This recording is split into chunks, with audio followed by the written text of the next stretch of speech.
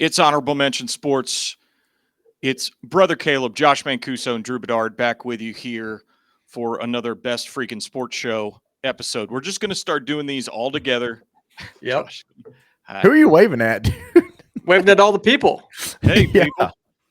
Hey, everybody. Josh, he's such a performer at this point. He knows that people are watching, and he's got to wave to them and be like, Yeah. give me one of these. He's used to He's being got up to in the engage head the float. crowd. Yeah, during parades, he's in the head float. He's always waving.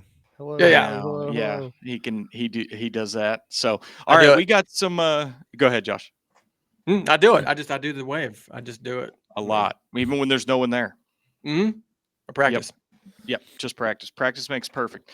All right, so this will be the last time, hopefully, for they'll be back in a little bit when we get back to football season, or maybe with March Madness. But Pick'em U is back with us one more time for Super Bowl picks today, and actually, we will have a special guest. I won't preview it too much because then you're overpromising. But at about 12:30, and we will do our final football picks of the NFL season for the Super Bowl coming up this Sunday. So. Thanks to Pick'em U, and you can check Pick'em U out at pickemu.com and then or pickemuapp.com, and then you go on the App Store, download that sucker, and you can play with your friends. Non-betting app, lots of fun. So, and by the way, Luke Thurman won the college football competition, which is, there's like 50 or 60 people in there that were with us on Pick'em U, and Luke Thurman was the one who was our producer and one of Josh's videographers. So Luke's smarter than all of us. Way to go, Luke. You're a gem, Luke. All right, let's get to the headlines.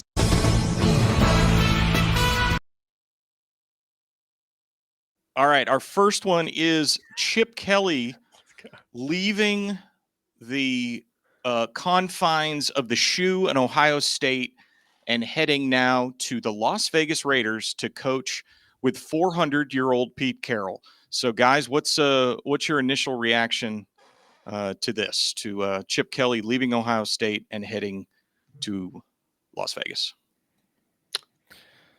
I guess he doesn't like winning championships because that's what you do at Ohio State. You win championships. They might win a second one this coming year if you're stuck around. But he wants to go. He probably just misses the NFL. He wants to go back to the league, try to make another run for it there. Pete Carroll is a winner. So would be great to coach with Pete, but can the Las Vegas Raiders turn it around, before Pete retires? I don't think so. Before Pete retires. Pete's already retired once, but now he's back. He's like 74, 73. Yeah, he's 97. He's 97 years old. He's 97. He's 116 years old. But Chip Kelly, I think another big thing here was the money, right, Caleb? Yeah, that's the only thing I can think, because Ohio State, I mean, you're guaranteed to get in the playoff every year, pretty much. I mean, he's got an incredible squad. Why not? But I tell you what, talk about two different exercise and maybe diet routines from these two. That's surprising that he would go down there. Well, very interesting. Next to him on a slim and trim. I mean, he's trying to lose some weight. He's got the right deal with Pete Carroll. That's like the most fit old man in America. So it's true. Carroll can sling it too. You've seen him sling that football? No. He can throw it still. He likes to throw passes to the receivers in practice. He can do it. I tell you what else, Chip is I'm thinking this is a head coach in waiting type situation here with old Pete Carroll, right? One day you think Pete he wanted to go back to the NFL and coach, head coach in the NFL? Why not? He's the OC now, right? There. And so he's going to be calling the plays and stuff, and then step right in there and take the Raiders. Okay, so since you guys are college football experts, obviously Chip Kelly leading or really instrumental in Ohio State winning a national championship. They bring an in-house person in to now be the OC and not somebody like John Gruden or someone else. What does this do to Ohio State next season? Josh, let's start with you. Not a lot, honestly. I think So you don't think there's a big fall off? Not a big fall off, a little bit. I think so. I think at the beginning of the year you might see them trying to get their bearing offensively. But I mean, if they hired internally, that means that person was already working under Chip Kelly anyways, or is already familiar with the way Chip Kelly does things. So he's going to be able to just jump right in there and hopefully just keep it going. I think you'll see a little bit of a drop off, but not enough to make them not competitive on a national level.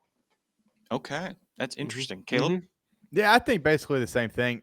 It'll be more challenging on the new play caller, but they're retaining so many great players and they have so much NIL money. I mean, those are the guys making the plays. And I mean, honestly, they could beat Maryland with any Josh calling plays. I think Josh could call plays at Ohio State and beat Northwestern and Maryland. So how many games that even come into play? Maybe Penn State, maybe Oregon. They could probably lose one or two of those games and still go to the playoffs. Now, when they get to the playoffs, it might make a difference if they don't have the same play calling ability, but those players are so strong. I wouldn't be too worried about it. Okay, so I'm going to be the bold one here and go out. Now we have to talk about what is fall off, right? Okay, Ohio State goes to they win 4 games in the playoffs, win the national championship. A big fall off for me would be making the playoffs but being out in the first round, and I think that's my prediction. I think they're terrific, but you're losing Will Howard. Jeremiah Smith is still there, but you're losing Quinshawn Junkins. I think they make the playoffs because I think they can make a 12-team playoff because they're good enough to do that. But I think they lose in the first round. I think that's so I would call it a big fall off. And I think, the Boo Birds out in Ohio State and in the great state of Ohio will be calling for Ryan Day's job again, and he'll have just won a national championship. So that's my bold prediction. That's outrageous. What kind of fans do you have to be calling for the head of a coach the year after he wins a national title? That'd be nuts. I don't think the fall off would be that bad because, all right, like they had a great season, but they lost to Michigan. Like Chip Kelly's offense scored 10 points against Michigan. So I think, if this offensive coordinator can just do better than that, that would be a win. But I'm with you. I think a little bit of fall off, but I don't think it's going to be too bad. Do you think they're going to beat Michigan next year? Right now, who wins the Michigan game next year? No Chip Kelly. I think Ohio State blows them out. I think Ohio State wins again. Yeah. Yeah. Okay. What do you think? Yeah. What do you think, brother Caleb? I don't know. They've lost 4 years in a row. Ryan Day's never beat them. I'm going to roll with Michigan. Why not? Okay. So if they lose to Michigan again and they lose in the first round of the playoffs, is Ryan Day gone? No, he's not gone. The fans are going to want him to be gone. No, it's going to be the pot. If he loses to Michigan again, they're going to do the same thing or worse. They're going to call for his head. It'll be just as crazy, but I don't think the AD actually be dumb enough to pull the trigger on that. Not coming off a natty. Like, that's ridiculous. Yeah, it was quite the run. Josh, if you're Ohio State, if you're the athletic director, if you're a fan, if you're the president, if you're anybody associated over there, you've got to give Ryan Day the job for about as long as he wants it. Look what he's done. Like, I know he's having a hard time beating Michigan, but he just won a national championship. He just steamrolled teams in the playoff that were really good. Texas, Tennessee, Oregon. Number 1, Oregon. I mean, just killed them. I mean, it was embarrassing for the other team. So I think Ryan Day has proven himself to be an elite coach, and you're crazy if you even think about getting rid of him in the next 5 to 10 years. I think you just let him do his thing. Even if they have an off year, let him rebuild. He's going to be able to build a roster that wins and build a coach staff that wins. He's proven it. Eventually, they'll beat Michigan. Give him the job as long as he wants it. Okay. And when you say the president, do you mean Trump? Like, he's going to be like, look, we need to get rid of Ryan Day. That's right. Yeah, we're going to build a wall around Columbus, and we're going to keep Ryan Day in. Yeah, no, I think I'm the president of the university because he's a loser at that point. That's right. Everybody's talking. Yeah, everybody's saying it. Everybody's been telling me. All right, let's go to the second. The second and third, we've got plenty of headlines to go through, but we're going to take a quick departure here. We're going to talk about some basketball for a minute, and the big, earth-shattering news this week was Luka Doncic, the 25-year-old phenom of the Dallas Mavericks, gets traded to the Los Angeles Lakers. He's only 25? He's 25. Yeah. He looks older than that, doesn't he? Yeah, I feel like he's been playing for like 15 46 years. Yeah, he started when he was 19. Yeah. Wow. Yeah, because he's like from Slovenia or Slovakia or some one of the Eastern European countries. He started playing when he was 6 months old, and he started dunking when he was 4. That's right. Now, what are your thoughts on this? When you saw this, what was your reaction, Josh? Well, yeah, he's been playing ball since he was a kid over there in Slovenia mania, and but he's the guy can play some ball. He's one of the best basketball players in the world. Doncic.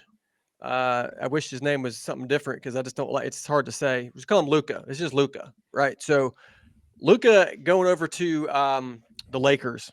Yeah, I mean, poor Lakers. They don't have enough money to spend on players. It's really sad to see them grasping at straws here to try to get some talent to come to LA. They made a trade. They made another trade. So this is also breaking news. It's not really breaking news. It happened last night that they traded Tennessee legend Dalton Connect to the Charlotte Hornets last night.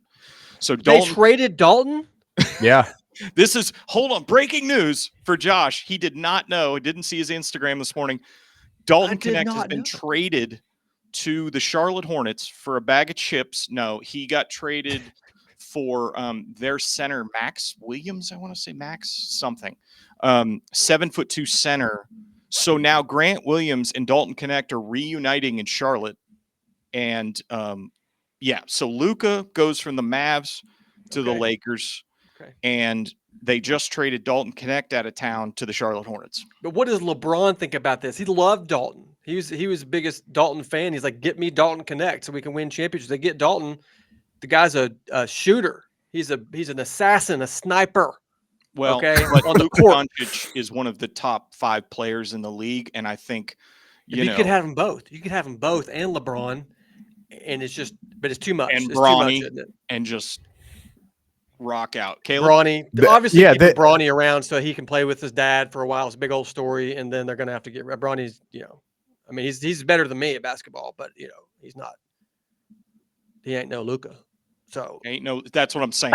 Is they basically traded up. They got a shinier Dalton Connect, which is Luka Doncic, who's a better, more established player. Lot shinier. Yeah, a lot shinier. Caleb, your thoughts? My first thought with Luka was, how out of shape do you have to be to average 29 points a game and them not want you? Yeah, I mean, how much does the organization hate you?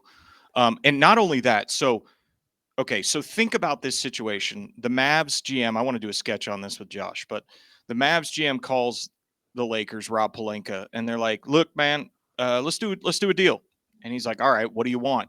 And he's like, well, I want this, and I'm willing to throw Luka into the deal. And the guy's like, what? You're going to do what? And he's like, dude, we can't stand that guy anymore. He's making all of our lives miserable. We can't do it. We got to get rid of him. He's like, all right, sounds good. So where do I sign? Yeah, we'll take it.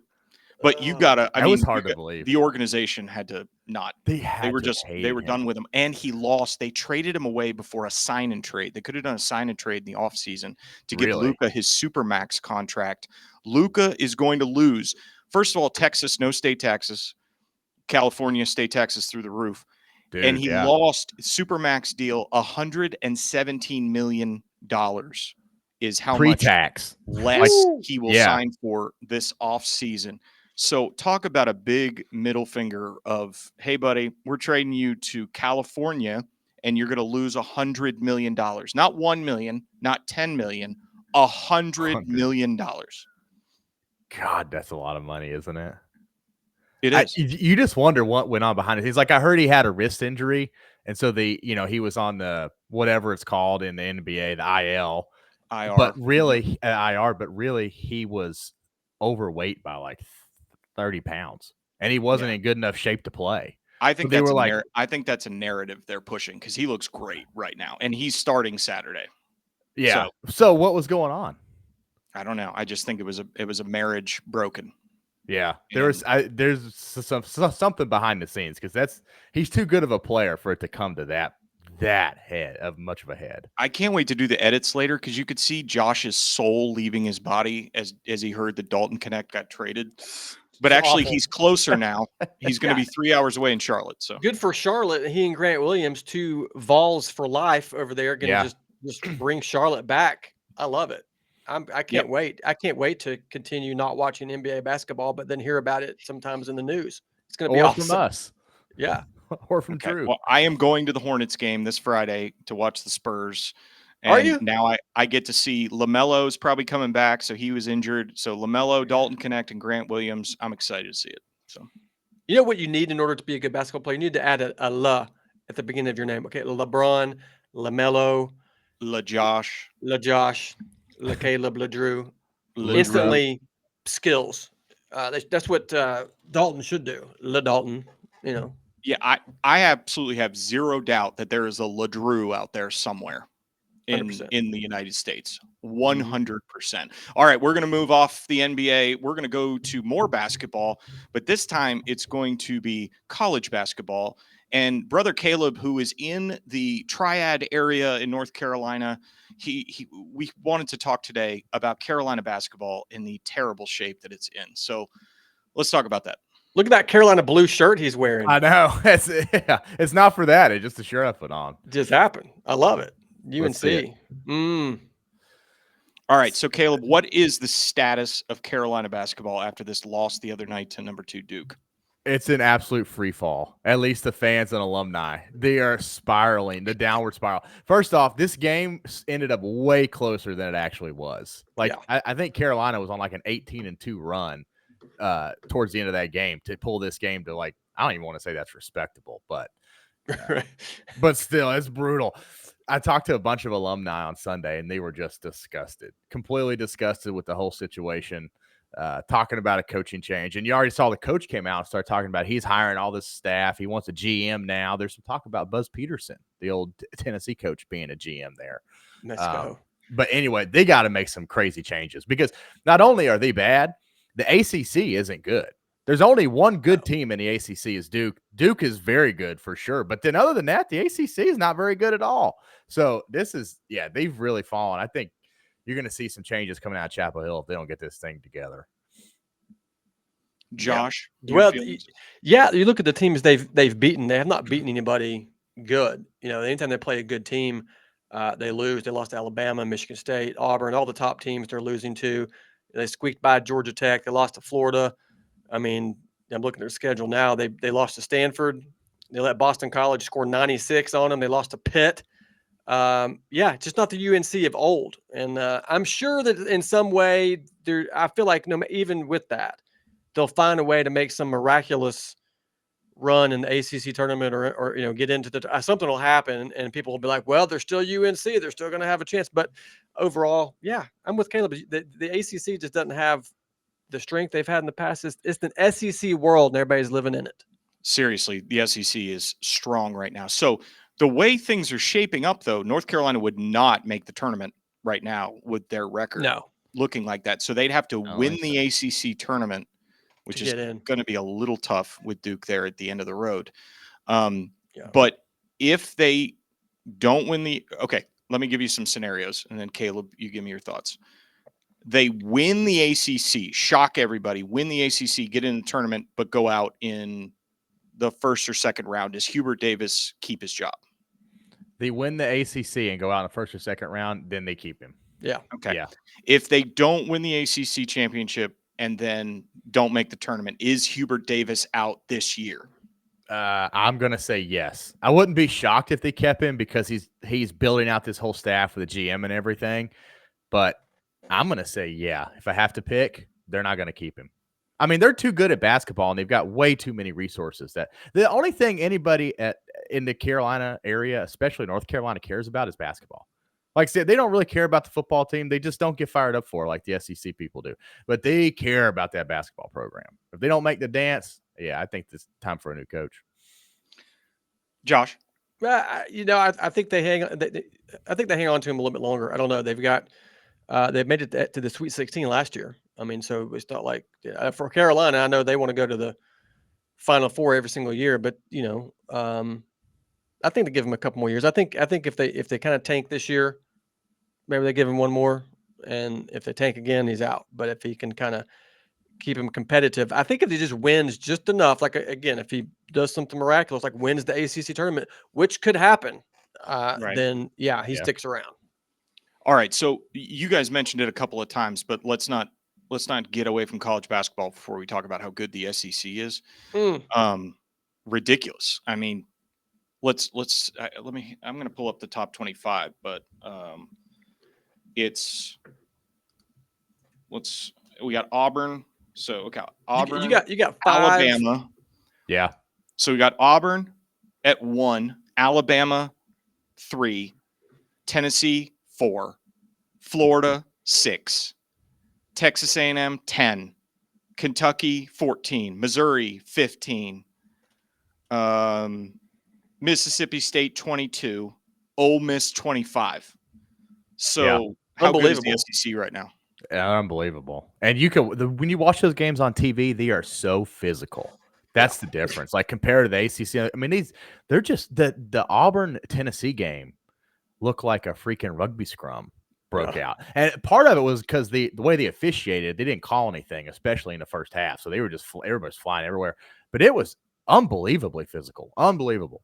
That's the biggest difference to me. And I think when they get to the tournament, they're just going to beat some of these other teams down, just physically abuse them. But we'll see. 100%.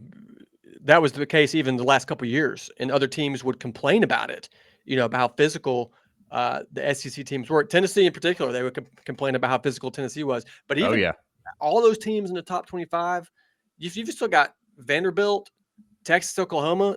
They're kind of hanging outside the top 25 a little bit. I mean, they are better than a lot of the other kind of mid-tier teams in other conferences. So you might have a lot of teams that make the tournament, and I can't wait to see it. I'm excited. I wish that someone could take down Auburn. They got that one loss, but I mean, they look nearly unbeatable out there wearing T-shirts. Just Bruce. Yeah, Vols were close, man. The Vols had that game at the end. Yeah. Okay, so SEC dominating college basketball right now. North Carolina in shambles. We're going to move on to some crazy things that we found this week that we just had to talk about.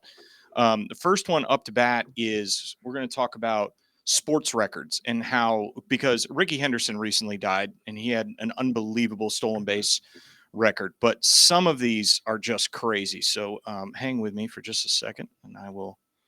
Ricky Henderson was one of my favorite players growing up because I loved to I was fast. That's about all I had going for me. So I was like, I want to be like Ricky. And I want to be like Rick. So, okay, let's okay, perfect. Here we go. So first one, Ricky, there it is. Number 10, 1,406 career stolen bases. So what is this? Fox Sports put together the most unbreakable.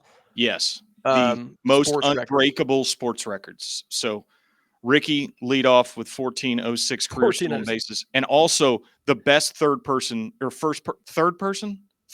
speaker ever, which was he would be like Ricky. He would say Ricky on everything. That was always my favorite. Oh, he would listen.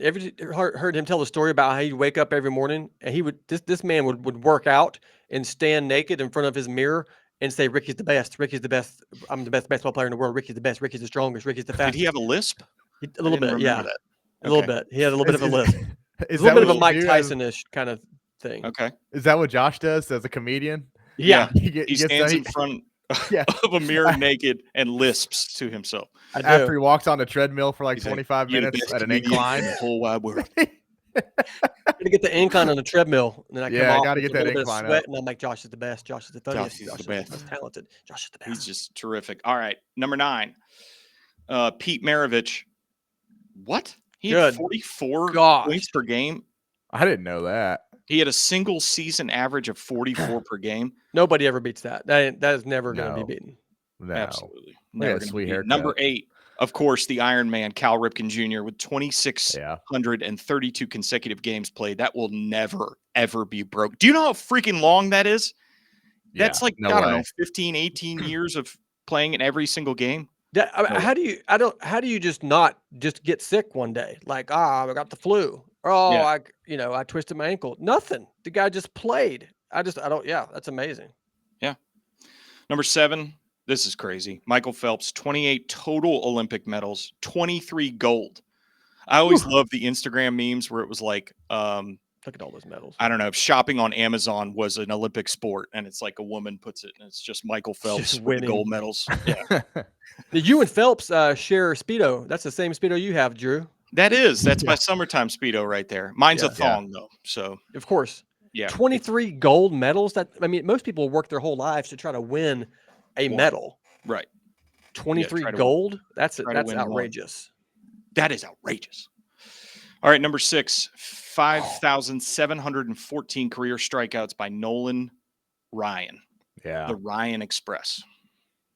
God. That's crazy. Hard to beat that one.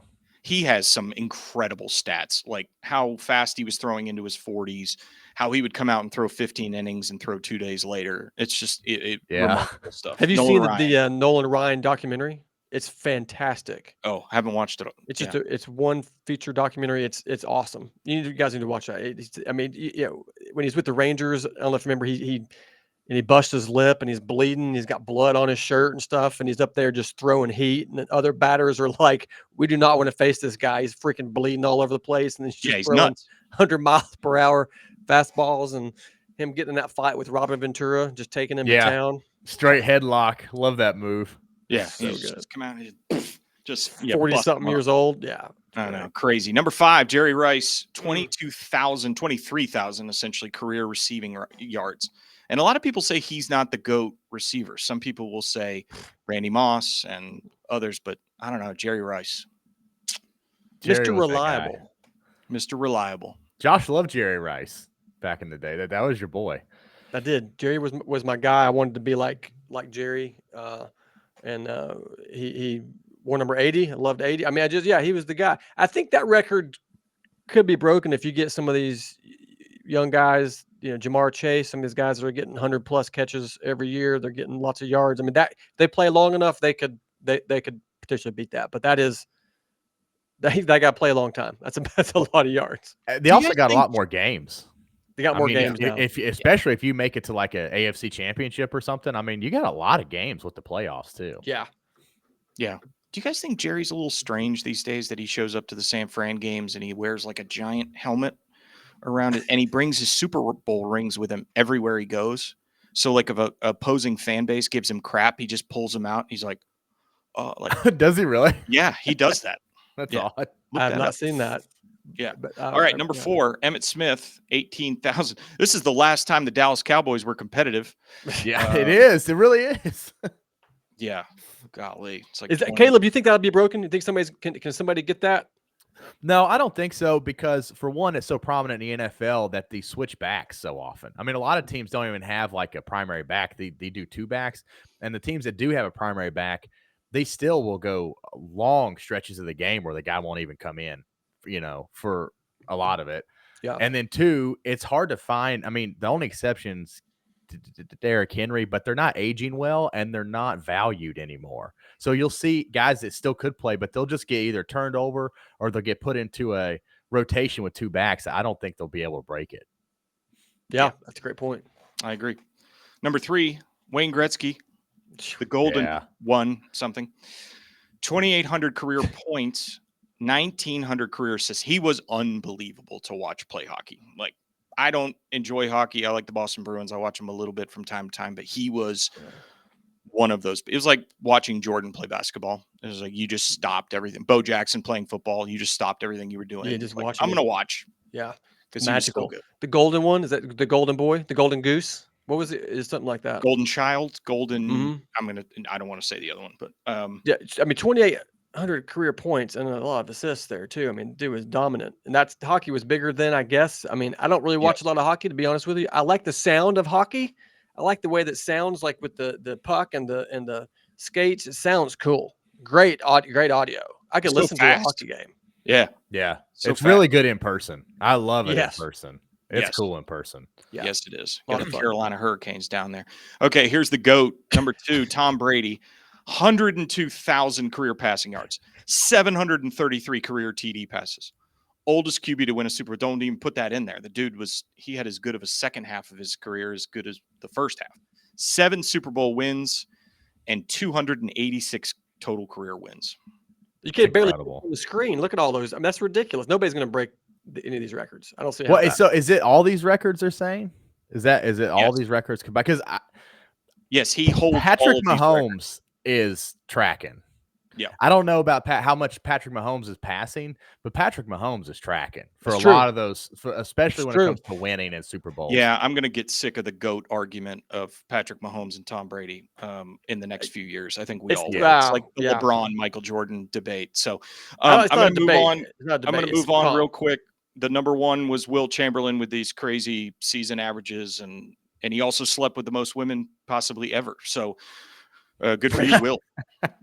Will 50 points a game, and I mean, when you're that tall, you just it's like this kid from Florida that's like 12 feet tall. You just throw it up there, and he just kind of like drops it in the bucket. Yep, it's pretty nice. 100 women a night, 100 points in the game. All right, we're going to bring in our special guest. What a life! Since we have brother Josh and brother Caleb on here, the Mancuso brothers, but now you have the Bedard brothers. This is my brother, my older brother, Greg Bedard, writer, editor, owner of BostonSportsJournal.com. Welcome, Greg. Hi, guys. How we doing? Greg, what's up, man? What's up, Greg? Good to finally meet the better looking, smarter, older version of Drew. Exactly. Basically everything that Drew isn't, that's me. Yeah, love it. You're so smart and so good looking and great sweatshirt. He's got our Lincoln Sudbury. That's where we went to high school. A lot of famous Lincoln Sudbury folks out there right now in the media, like Albert Breer, who's on Thursday Night Football, and and then there's let me see, other famous Chris Evans, who I went to high school with, Captain America. We've got a lot of famous former Jeremy Warriors. Strong, who's going to be in a Dunkin' Donuts commercial. Yep. Jeremy Strong, and that Josh is an actor, so obviously you follow Jeremy Strong and his method acting. Oh yeah, he's great. I love that they're making fun of in this Super Bowl commercial coming up. But you went to school with Chris Evans, like you guys were in the same. Yeah, school? He was 2 years behind me in school. Mm-hmm. Wow, so he looked up to you basically. You were kind of like a hero for him, probably. As did most people in that Lincoln Sudbury High School. Looked up to the Bedards in their classes. There were 3 of us that came through there. So, but Greg was the elder statesman. So, Greg, how are you? Everything good? Good. Weather's crappy here. Okay. Your niece and nephew will be getting early released from school today. I don't think there's going to be any hockey practice. Bummer. It's snowing. We're expecting some freezing rain in a bit. The roads are not good. We're supposed to get more snow this weekend. Basically, it's pretty miserable here. So there's your New England, Massachusetts weather update from my big brother, Greg Bedard. So, Greg, I'll lead off with the questions, but I'm sure these guys got some. They're curious. They're going to want to know some things. All right, the Patriots last year. You obviously cover the Patriots on Boston Sports Journal, and you're the lead writer on that front. The New England Patriots were last in the AFC East and finished the season at 4-13. They have fired their coach. They've hired a new one in Mike Vrabel. They've gotten their old offensive coordinator in Josh McDaniels back. They have Drake May and a lot of cap room space. Where do you think the Patriots are going to be record-wise, or what do you think is a reasonable expectation for where the Patriots are going to be in 2025? Well, they certainly have a lot of work to do. We'll have to see what they do with the 4th overall pick in the draft. Of course, free agency comes first. I expect them to be active. I mean, it all depends on, who's really available. Free agency isn't a great route. I mean, you could see closer to where you guys are, the Tennessee Titans in a lot of ways probably had one of the dream, quote unquote, off season with, Calvin Ridley, and they brought in offensive linemen. They signed a bunch of people. I mean, it looked good on paper, and they ended up with the same record as the Patriots. You look at it conversely. I think the Patriots are going to do more of what the Commanders did this past year, which is now that they have an experienced coaching staff. And, let me just tell you, the last 2 years, the end of Belichick, the Mayo year, I mean, it was miserable. And they didn't go about things the right way. This outfit, we certainly have some questions about what they're doing, how the front office is going to be aligned. Josh McDaniels is taking over the offense, and I think he's one of the best in the business, but he has none of his former assistants on staff. How is that all going to work? But I expect the Patriots, since they have a coaching staff that and a front office that has a lot of experience, starting, with Vrabel, Terrence Williams, the defensive coordinator who used to be with the Titans. they have a bunch of different guys from different backgrounds and different teams. So what you saw with the Commanders last year and why they were able to ramp up so quickly is, yeah, they drafted well, but they also had, whether it was Dan Quinn bringing guys from the Cowboys, you had other position coaches who could vouch for, like, say, a Frankie Louvu that they brought in, a Zach Ertz. Cliff Kingsbury had been with Zach Ertz in Arizona. So those guys could vouch for them and say, we bring these guys in, they're going to be in the program. We know what we're going to get out of them. Last year, the Patriots couldn't really do that. They didn't have any experience on the coaching staff, really. The front office was a little bit green. That's changed this year. So my expectations are pretty high for the Patriots. Now, are they going to compete with the Buffalo Bills for the AFC East? Probably not. But I think they'll do some good work this offseason. I think just having Vrabel and McDaniels here is going to make a huge difference in terms of I think they had 7 one-score games this past year. The coaching was not good last year, the in-game coaching. Vrabel's an expert at that.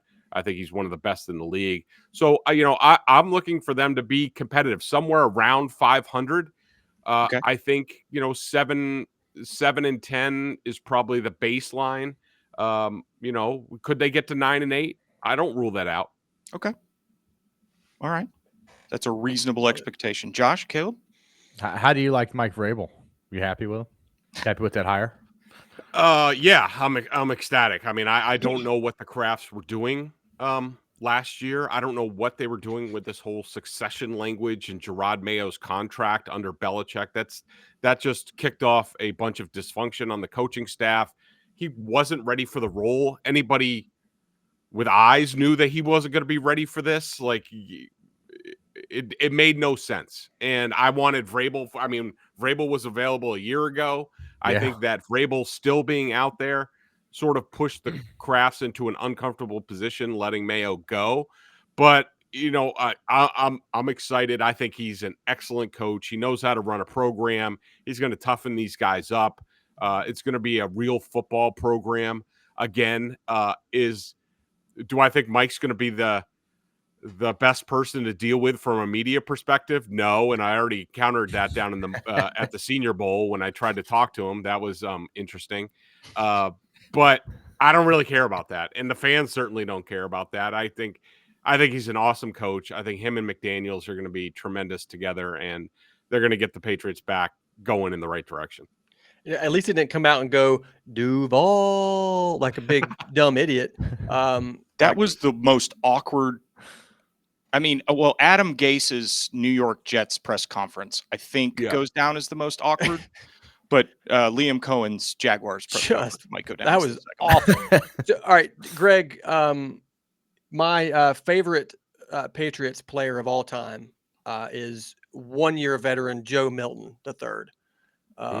And Tennessee fans, Greg. I wanted, yeah, I'm down here in Tennessee. So I want to know. I just saw you actually were quoted in a CBS Sports article about Joe Milton potentially being traded, which he played so well when he had his opportunities. He's an older guy. What do you think happens with Joe? Is he going to go somewhere else? I feel like he should have a chance at competing for a starting job somewhere. Yeah, I think it's a case of, what's interesting is that I just started because the Patriots have been, they let Mayo go like an hour after the final game. So basically since then, they had finally announced the coaching staff yesterday. Like, I've just been like nonstop on coaching stuff since the last game. And so I haven't actually had a chance to sit down and review the game film from that. And I started yesterday, and I think I got through like a quarter of it. And I'll be finishing up. It was pretty impressive. I'll definitely say that. I think it's going to be interesting what the Patriots do. I think normally they would hang on to him probably for another year. You got to remember Elliot Wolf, who's still the vice president of player personnel. He comes from the Packers background where they developed behind Brett Favre, like, Matt Hasselbeck and Mark Brunell and all these guys. Like, that's what they do. And that's what they believe in. I mean, you can't go poor investing in quarterbacks. Whether Drake May gets hurt or for whatever reason Drake May doesn't work out, which I don't think is the case. And, all of a sudden, Joe Milton's the better guy. It's similar to John Schneider who's the Seahawks GM, he went to Seattle from Green Bay, and one of the first things he did was they signed Matt Flynn to a big free agent contract, who used to be with the Packers, but they also drafted a guy named Russell Wilson, and I think the 3rd round in that draft, and it wasn't long before Russell Wilson was the starting quarterback. But I think as far as Milton, I think they're going to listen. Normally they wouldn't, but I think the QB class this year is so weak that if you're a team, say in the 3rd round, like, are you going to take Dylan Gabriel or Riley Leonard from Notre Dame? Like, do you think who's the better prospect, those guys or Joe Milton? And the Patriots drafting him in the 6th round last year, I wouldn't take anything less than a 3rd. Could you keep him longer and get a 2nd? Maybe, but I think that some teams might come calling, especially with the film that he put out in that last game. Yeah. I believe the same thing for the Titans. I don't, in some other teams, instead of trying to draft a new quarterback, which has not served them well the last 2 times they've done it with Will Levis and Malik Willis. Yeah. Yeah. Go trade for somebody that's played a few years, get somebody in there and then build. So yeah, I'd love to see Joe go somewhere where he can be used. I mean, he's like 25. He was an older guy, right? He's like 25. Yeah, which same is with still 25, but he's still older than Bill Belichick's girlfriend, even at 25. I believe that's correct. This is true. Yeah. But Bo Nix is older than both of them. So exactly. Yeah. It's just the old man. And all right. Jaden. What's that? Yeah. And Jaden Daniels. And Jaden Daniels. Jaden Daniels is like 14. All right, Greg, before we let you get out of here, we haven't done our Super Bowl picks yet. So we're going to do that with you here. All right. So we got the Kansas City Chiefs, Philadelphia Eagles. I've enjoyed all the Instagram memes over the last 2 weeks saying who America wants to win. And there's a little bubble around Philadelphia, a little bubble around Kansas City, and then the rest of the country is hoping for a meteor, something to hit America. So, but we do need to pick this one. We're going to go around the horn. So, Greg, I'll come to you in a second. Josh, who's your pick for Super Bowl this weekend? I mean, I'm taking Jalen Hurts, Saquon Barkley, and the Eagles to win. I think Saquon Barkley is gonna rush for 125 plus. Jalen Hurts is going to run. They're not going to throw the ball that well. I'm going to tell you that. I don't think they're going to throw the ball very well at all. But Jalen Hurts is going to run the ball. I'm picking with my heart. I don't want to see the Chiefs win again. I want to see the Eagles win. I'm taking the Eagles to get it done. Okay, Caleb. No, not picking against the Chiefs. Come on, dude. They've won the last 2. Are you kidding me? That's like picking against Michael Jordan when he went back-to-back 3-peats. Man, no way I'm doing that. I'm taking Patty Mahomes. I'm taking Travis Kelce. I'm taking Taylor Swift. All of them. You can't beat that combo. There's no way. Roll them up into one. Roll them up into just one entity. There's no way they're losing that game. All right, Greg. So, I mean, this is a fascinating matchup in a lot of different ways. What's interesting is that I have great deal of respect for both defensive coordinators in this game. Vic Fangio for the Eagles, Steve Spagnuolo from the Chiefs. What's interesting is that Fangio's defense basically is, and it's not that dissimilar to what Belichick sort of believed, is, let's minimize the big plays and make teams drive, 12, 15 plays to score touchdowns, and we'll play the odds that they won't be able to do that. The thing is, the Chiefs don't have any explosive plays, and this is the way that they live. So I think it's going to be a comfortable game from the Chiefs from that perspective. I think one thing to watch on the other side of the ball is how, I had an NFL source told me that, when Jason Kelce retired, when Jason Kelce was the center for the Eagles, he did all the adjustments at the line. Like they took that off Jalen Hurts' plate. That has changed this year. I don't know whether there's nobody better at situational pressure than Spags and coming up with creative ways. And I think Hurts is going to have issues with that. That being said, I mean, he played spectacular in the Super Bowl 2 years ago. He played great against Washington. I mean, I don't think much of Hurts as a quarterback, but he's played really well in big spots, better than he normally does. But at the end of the day, I can't pick against, the Chiefs had the better quarterback. They have the better offensive play caller and Andy Reid, and I do think Spags has a slight edge on Vic Fangio, and so I'm going to pick the Chiefs by a field goal in this game. Yeah, I like it to be close as well. Very similar to their last Super Bowl, which was a classic between the Eagles and Chiefs. That was a great game that came all the way down to the last minute. We're going to split evenly here. I'm going to go with the Eagles as well. I think that probably is stupid just because Go, Drew. the Chiefs. Well, it's similar to, it's an offensive line situation, and it's Saquon Barkley. I think he's the difference maker in the game. But if Mahomes has the ball with a minute and a half to go and they can take the lead with a touchdown, then It's over. I think it's Yep. game over. Yeah. All right. So, Greg, thanks for joining us today, man. Appreciate you. I was going to bring up bostonsportsjournal.com right here. But if anybody wants to check Greg out and his whole staff, they're at bostonsportsjournal.com, and you can check that out. But thanks, man. Thanks for joining us. We appreciate it. And go get them. Enjoy your weekend. Anytime. Thanks, fellas. Have a good one. Thanks, Greg. See you, Greg. See you, Greg.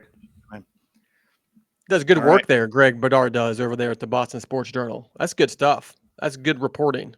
That is good report. That is good report. You heard it here first from Josh Mancuso. That is solid. No, my brother's an excellent reporter. He has history at let's see, he was at the Palm Beach Post in Florida. Then he was at the Milwaukee Journal Sentinel in covering the Packers. Then he went to Sports Illustrated and covered the NFL and college football.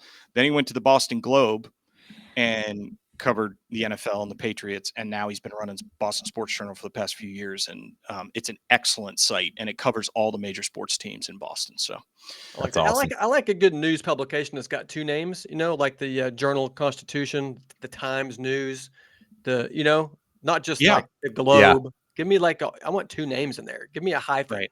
Okay. You want a hyphen in your newspaper name. Mm-hmm. Okay. Yeah. All right, boys, we got a few minutes left. So we've made our Super Bowl picks, and me and Josh are riding high with the Eagles. There it is. Both did the We caw. both did at the same time. Fly Eagles My fly. brother Caleb's got the Chiefs. Chiefs, so we'll be Got the Chiefs. Yep. All right. I don't want to get out of here. I know, Caleb wanted to talk about this rugby match, but I really want to get into some trivia with you guys, and I have a few trivia questions that I'd like to pose to you. So if you're game, we'll go to the trivia round. Drew's We're ready. I know Caleb wants to do this, but we're not going to do it. We're going to do what I want to do. Look, That's I got to what make just an how it said. executive goes. decision Just here, and we will do a whole separate show in German later today, where we will talk about all of the rugby matches from all over the world. Love it. Yes. It wouldn't be in German because they're not part of the tournament. Six Yeah, Nations I don't know tournament. what I'm talking Yeah. about. I know it's Ireland and England in a classic rugby match. They Folks, both speak Still English. not sure how it's That's scored. that's the positive. They speak English. Yep, the English. All right, guys, I'm going to go back and forth on these. I've got some Super Bowl trivia questions. Are you ready? Josh, you are up first. Are you ready? Yeah, we're going to kill this. This is going to go undefeated. I'm ready. This is easy. Okay. Yeah. All right, perfect. Okay, here's your question. Who was the first quarterback to win the Super Bowl MVP award twice? So who was the first quarterback to win the MVP twice of a Super Bowl? Two-time. The first one to be a two-time MVP win. I'm going to say Joe Montana. Joe Montana? Joe Montana. That is incorrect. That is incorrect. That's a great guess, though. I don't think so. No, I think you should check that again. I think it's Montana. Go ahead and check that again. Yeah. Yes, this would be the Super Bowl winning quarterback from Super Bowl 13 and 14. Caleb, do you have a guess? Super Bowl 13 and 14. God. What are we, 80 years old? Yeah. Let me call my grandfather and ask him. Bart Starr's too early. He was before that. There. That's Gale Sayers. Abraham Lincoln? What is this? Dude. Napoleon?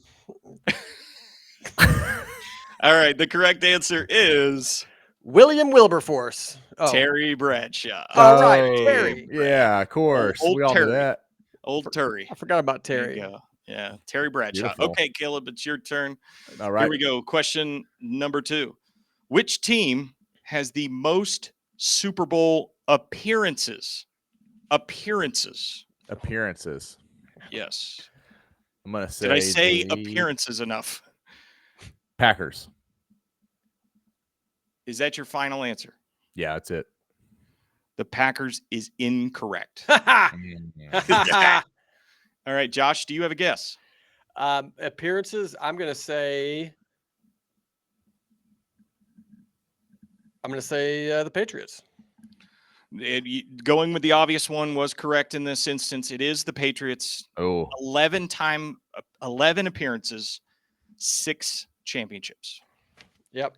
11 appearances, 6 championships. Caleb, thanks for playing. No, just pretty kidding. good. Pretty good. That's a lot of Super Bowls. That's a lot of Super Bowls. Yeah. Okay, let's go back to Caleb on this one. Here we go. All right.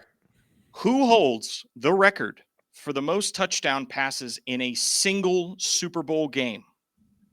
Who holds the record for the most touchdown passes in a single Super Bowl game? I'm gonna say Troy Aikman. Is that your final answer? Yeah, I kind of wanted to take Joe Montana, but I'm gonna take Troy Aikman. Okay. Troy Aikman is incorrect. Josh, would you like a guess? Tom Brady.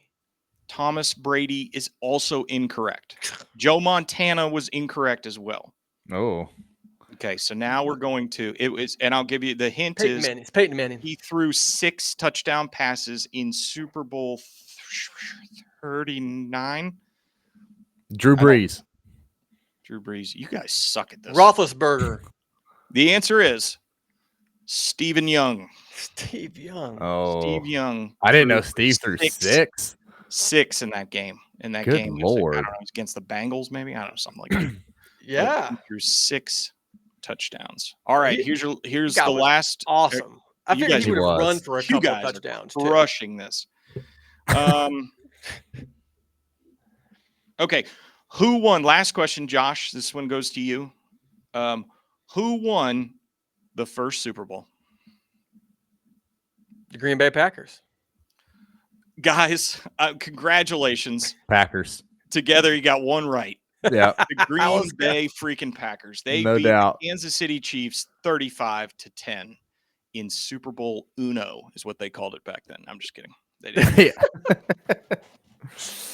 I love it. All right, so Caleb, let's now that we have a couple more minutes, let's cover your rugby match. So what was it? It was talk about The it. Six Nations rugby match, biggest rugby event of the year. It's probably the biggest rugby event outside of the World Cup, but the World Cup's not every year. This is every year. It's the 4 nations that make up England or make up the UK, plus you've got Ireland, or excuse me, plus you have France and Italy. That makes up the Six Nations round robin tournament. If you watch it on Peacock, we had round 1 last week. Bunch of great games. This week is on Saturday morning for our time. Be Saturday morning games at 9:30 and 11, and then also on Sunday morning is this week games. These games, they're incredible and they're big. It's like watching an NFL playoff game. It's not like some small thing. Massive stadiums, big crowds. It's really cool. Yeah, let's take a look at the highlights here. I don't know what's happening just yet. This is just Let's the pregame. Let's cut into first quarter action here. Yes. Caleb, can you walk us through what's happening? And you see, so England has the ball. Okay, England's got it. He's going to pitch it up back. the We'll just field. do our own commentary. Absolutely. You can kick it forward. You can't throw it forward, but you can kick it forward. What did he just do right there? Yeah, he kicked it forward, and one of his other players ran down the field And got 5 points for that? Yeah, he got 5 points for that. Yeah, it's incredible. It's a wonderful game. It's worth a watch. These guys are jacked. These dudes are ripped. They're Good absolutely Lord. jacked. Yeah, These guys absolutely jacked. And the crazy thing is, there's 15 players on each team. 15 players on each side. There's only 22 players on the team total. So It's not like they're subbing guys in and out all the time, right? And then there's only one. Oh, that guy got his nuts. I'm sorry. There's only one referee for all these players. There's one referee officiating the whole thing, and the whole thing is just kind of bananas. But I love it. So This guy's a wanker, right? The referee. Is that Australian? I don't know what accent I'm doing, but that was I liked something. it though. I liked it was something. yeah, Caleb was a rugby player at West Point For a little while, yeah, for a little while, and then I play after college is where I played the majority of my time. But what's happening right here? Okay, number 14, he pitches it back to number 6. Yep.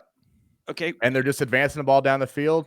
Now they're going to get it. They're going to try to continue advancing it. They're getting close to the touch line. And can England steal it right there? Yeah, they can steal it. They have to go over top of the player that's tackled. They got to go directly over top of them, and so they did steal it. That's what happened. Actually, nope, they didn't. There was a penalty on England. But yes, they can go directly over top of the player that's been tackled and take the ball. And so the offensive team has to go over top of their player that's tackled to prevent the defensive team from coming back. And so that's what's happening at the breakdown. It's very quick. A yellow card. Game. Yeah, there's a little yellow card action there. I didn't see that part. All right, so we're down here to the end, and it looks like Ireland's up 27-10. Yeah. England's scoring late. Is it a 90-minute game? 80 minute game, but there's extra time, just like soccer, so you don't really know how much time's left, and then the game doesn't stop until there's a stoppage in the game. So there's always extra time at the end. So England made a pretty ferocious comeback in this game. They didn't quite get it done, but you can see here he goes, and you have to touch the ball down. It's a real touchdown. It's called an actual touchdown. You should touch the ball down. Yeah. So is that where we got touchdown from? I assume that's where we got touchdown from, Probably. because to score a try, they're called tries, not touchdown. You actually have to put the ball on the ground. Oh, what a move. That was a great move. Incredible. I mean, this is a man's game right here. Seriously, man. Chugging Guinness beers in between plays, Yeah, absolutely. And then just throwing the big old leather balls back and forth and just crushing people. Yeah. Absolutely. Well, I'll tell you what, that was the most fun I've had watching a highlight reel in a while. I'm going to watch. We're going to have the rugby corner of the best freaking sports show, period. Mm-hmm. I'm about it. I think we just have to have it for our international fans. So, all right, boys. Well, that was a lot of fun. We covered a lot of ground. We talked about Luka Doncic. We talked about North Carolina basketball. We talked about Super Bowl picks with NFL expert Greg Bedard, the better looking part of the Bedard family, and now we've had a rugby lesson. So any parting shots here, boys? Hey, shop at Alumni Hall, baby, right here. That's right. So let's give it up to our sponsors. Pick-a-Mew, thank you. Alumni Hall, thank you. Game Time Sidekicks, thank you. Alumni Hall, get all your gear, your outerwear, what Josh is wearing in a sweatshirt, and then Game Time Sidekicks got killer cups for most of your collegiate schools, and so just good stuff there. Heck yeah. All right, boys. Thank you, everybody. Thanks for watching and listening. You can listen to us on the podcast on Honorable Mention Sports, and really enjoyed it. And we'll see you next time. Thanks, guys. Peace.